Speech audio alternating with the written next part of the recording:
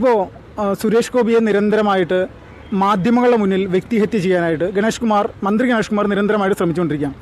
അദ്ദേഹത്തിൻ്റെ ആ ഒരു ശ്രമങ്ങൾ, അതിനെതിരെ ഒരു തൃശ്ശൂർകാരി എന്നുള്ള നിലയിൽ ചേച്ചിക്ക് എന്താണ് പറയാനുള്ളത്? എനിക്ക് പറയാൻ നമ്മുടെ സുരേഷ് ചേട്ടൻ്റെ ഡയലോഗിൽ തന്നെ ഞാൻ പറയാം, തന്തയ്ക്ക് പിറക്കാത്തതുകൊണ്ട് അത്ര തന്നെ ഉള്ളൂ. അതിപ്പോൾ ആളുടെ ഈ ഗണേഷ് ഉണ്ണിയുടെ എന്താ പറയുക, അച്ഛൻ തന്നെ പറഞ്ഞിട്ടുണ്ട്.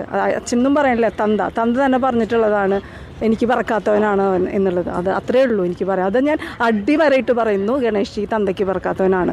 അതുകൊണ്ടാണ് ഇത്തരം പ്രവർത്തികൾ പറയുന്നതും ചെയ്യുന്നതും. ചേച്ചി, ഇപ്പോൾ തൃശ്ശൂരിലെ MP യും കേന്ദ്രമന്ത്രിയുമായിട്ടുള്ള സുരേഷ് ഗോപി, അദ്ദേഹത്തിന് നേരെ ഒരുപാട് സൈബർ ആക്രമണങ്ങൾ ഇപ്പോൾ നടന്നുകൊണ്ടിരിക്കുകയാണ്. അതിൽ അദ്ദേഹം അങ്ങനെ ആക്രമിക്കപ്പെടേണ്ട ഒരു വ്യക്തിയാണോ? തീർച്ചയായിട്ടും അല്ല.